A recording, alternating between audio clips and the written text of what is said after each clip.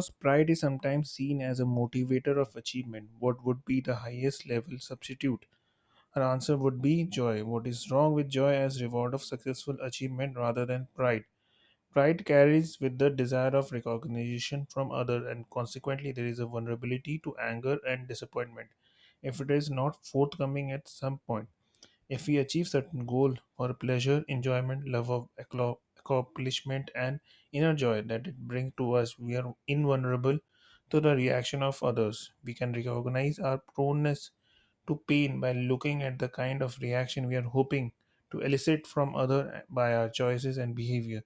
This includes mannerism, expression, style of dress, the kind of position we choose, the brand name of the car we drive, the kind of home we have, the address at which we live, the school we have attended, which our children attended, or the labels of the product we buy. In fact, if we look at our current society, we see to it what an abstract degree this pridefulness has taken place. Labels are now worn on the outside of many clothes and personal articles.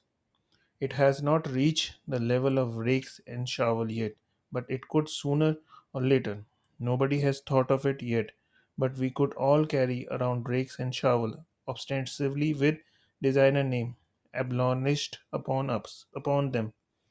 This point to another one of the drawbacks of pride, the exploitability to which it exposes us. Pridefulness means that we have manipulated with great ease in return of absurdity, a great deal of money is lifted out on our pocketbooks. The situation is currently commercial that people that take pride in how much they have been exploited. It is current status symbol among certain circles to brag out how much one has paid for certain things. When we remove the glamour from it, we might say that the person was sort of stupid. They really got stuckered in or was native and just didn't know any better. The pride of snobness is probably the most superficial of all. Does obstination really impress? Actually, no. The response that we see is one of the fascination. People get a charge out of the superficial glamour, but underneath they do not really respect it because they know what is really it is. When we settle of the pridefulness of ostentation, we impress no one. This dynamic revealed itself during a trip to Canada to visit the home of wealthy individual who subtly convey the price tag of his many possessions. On the same trip, malnourished Canadian Indian children were seen playing around the huge grain elevator that were filled to overflowing, the grain being held there to manipulate a higher world peace through artificial creation of shortage. As this wealthy person talked about his position, image of the children with their thin legs flashed to the mind. Far from being impressed with his wealth, there was sorrow for his sense of values and compassion for the lack of self worth that forced him to compensate in such a pathetic superficiality. Does that mean we cannot take pleasure in expensive possessiveness? No, not at all. What we are talking about this is pride. The problem is not we have possession, but we have pridefulness, possessiveness, and self congratulability attitude about them. It is the attitude of pride that create the space for fear. The same wealthy man in Canada mentioned above also had an expensive burger alarm system. Pride, like all other negative emotion, engender guilt. Guilt engender fear. Fear means potential loss. Pride, therefore, also means a loss of peace of mind.